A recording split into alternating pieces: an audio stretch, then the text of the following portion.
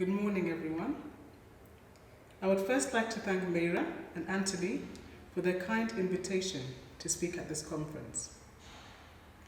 I commend you both for the theme and the broad range of disciplines represented in the program, and for making it possible for me to participate from here in Kampala. I would also like to dedicate this keynote speech to Professor Andre Gros, who passed away unexpectedly in September last year. She was the head of dance studies at Roehampton University in London. A great teacher, a fine scholar, and warm human being, she is rightly credited with establishing the anthropology of dance as an academic discipline. When Mayra first contacted me in 2014, I was living in Seville, Spain, immersed in the world of flamenco. Flamenco, which had captured me almost by accident when 7 years earlier I had taken my very first class. The title of my speech today is Interrogating the African Origins of Flamenco, a view from East Africa. And in it, I explore some of the body questions referred to in the conference title. And I do so, or try to do so, in the spirit of this conference, that is, to celebrate flamenco's tangled roots. The idea came to me prompted by two phenomena which interest me. The first is the coming to prominence of flamenco histories that suggest a Black African origin, and the second being the emergence of a small cohort of professional Black flamenco dancers in Spain and beyond. I ask more questions than provide answers, and I hope that this will be the start of a fruitful conversation. A little about my background for context. I was born in Uganda in the mid-1970s to an architect father and a pediatrician mother. When I was 4 years old, Tanzania invaded the country, and we were forced to flee to neighboring Kenya with countless other civilians. We could not have known then that this was the start of a 7-year civil war, and when the war finally ended in 1986, my parents returned to Uganda, but, unsure about how long this peace would last, they sent my sister and I to boarding school in England. I completed secondary school there, moved on to university, and then on to graduate studies. It was during the final stages of my PhD that I first encountered flamenco.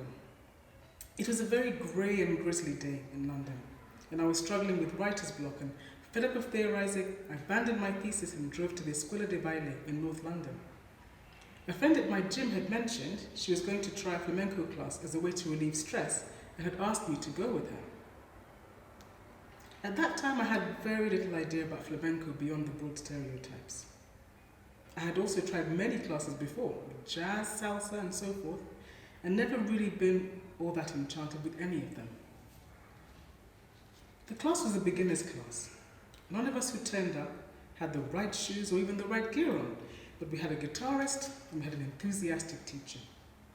We tried some simple footwork exercises, and then, incredibly, after some stamping and sweating, I began to have the most extraordinary experience as a tremendous sensation came over me that was completely new. It was though I recognized myself for the first time, and I thought to myself, this is me. 12 classes later, and I had written up and submitted my thesis in record time and moved back to Uganda. I searched in vain for flamenco here and was deeply disappointed to find that it was completely unknown. I began to read up as much as I could online about flamenco. We're talking 10 years ago, and there was very limited literature in English. In anthropology, I discovered the work of Andre Gros. She was a dancer herself, which made her work accessible and relevant. Meanwhile, I settled into a new job as a researcher at the main university in Kampala, and I set myself the goal of getting to Seville someday to take classes and get flamenco out of my system once and for all and come back to Uganda. It would be 3 years until I would be back in Europe and could realistically realize this dream. In the way things often happen in life, soon after my arrival in Seville in 2010, I met one of the only 2 Black flamenco dancers living there at the time, Esther Weeks. It was at a conference that was running in parallel to the Flamenco Biennale. Kathy Milazzo, doctor, who is still a DRS, was presenting a paper whose title caught my attention amongst all the others. It was entitled The Africanist Aesthetic in Flamenco Dance. I was astounded. I had never seriously thought that there may be an African element in flamenco. Esther then told me about a book, Semillas de Ébano, the Black and Afro-American element in flamenco dance by the eminent flamenco historian José Luis Navarro Garcia. It was exciting to think that people black like me were responsible for creating the foundations of flamenco, an art form that I love, and yet felt so visibly other within. However, I soon realized that although we shared much as two black women living in Seville, Esther, who was British of Caribbean heritage, and I did not relate to this history in the same way. I could not articulate it at the time, but I knew that the African influence, the Africanist aesthetic, and the African contribution, as they were referred to in these flamenco histories and others I would encounter later, did not include me, even though I'm both black and African, and that this was important. The Great River Nile has its source in Uganda, where it begins its long journey to the Egyptian delta. The river has always been an important route for travel and trade, linking the interior of the continent with the Mediterranean and the Middle East. It has therefore always attracted many different peoples and cultures, and as a consequence, Uganda is the most ethnically and genetically diverse nation in the world. There are today over 17 different ethnic groups, each with distinct cultures and dances. I would have loved to show you some short clips to illustrate the sheer range of dance traditions in this comparatively small East African nation. But for the interest of time, I'll try my best to do it descriptively. With respect to the dances of women, there are the rapid leg and waist movements that define the Raka dance of the Acholi people of northern Uganda. There is the graceful ballet with its uplifted, undulating arms and grounded feet of the Bahima, Amanyarwanda, of southern Uganda. The rapid rotating hips with gentle upper body sway typical of the dances of the Kingdom of Buganda and Bunyoro, and the complex footwork rhythms of the Bakiga and Batwa of Kabale in the southwest. There is also a phenomenon in Uganda that is so much part of our reality here that reinforces the differences in dance aesthetics, and that is phenotypes. The idea that in a nation today with millennia of history, of cultural contact, conquest, intermarriage, trade and movement, you can look at one's phenotype and immediately tell from which ethnic group or region of the country they're from may be hard to imagine, but that's the case in Uganda. The Bahima of Ankole are known for being the tallest people in the world, the Batwa of Bwindi at the Rwanda-Uganda border the shortest. Furthermore, no one would mistake a dark-skinned athletic Acholi from the north with a fair-complexioned stocky Mukiga from the south, and so it is with dance. Phenotype reinforces habitus, to use Bourdieu's term, with the result that dancers from one region very often find it impossible to achieve aesthetic competence required to master the dance from another. I saw this demonstrated just last week at the Independence Day celebrations at my daughter's school. A famous national dance group, the Ndere Troupe, performed 5 ethnic dances. The dancers are all graduates of the Department of Music, Dance and Drama at the main university and come from various ethnic and cultural backgrounds. Despite having formal training, it was quite jarring to see how many visibly struggled with dances that they were not native to, despite their best efforts, and to me these dances looked awkward on non-native bodies. Yet the Ndere Troupe are the foremost traditional dance group in the country and regularly entertain tourists. So these aesthetic judgments are really only important to local observers. My point is, any ethnic choreologist would find it impossible to identify a generalizable tradition that one could label Ugandan dance.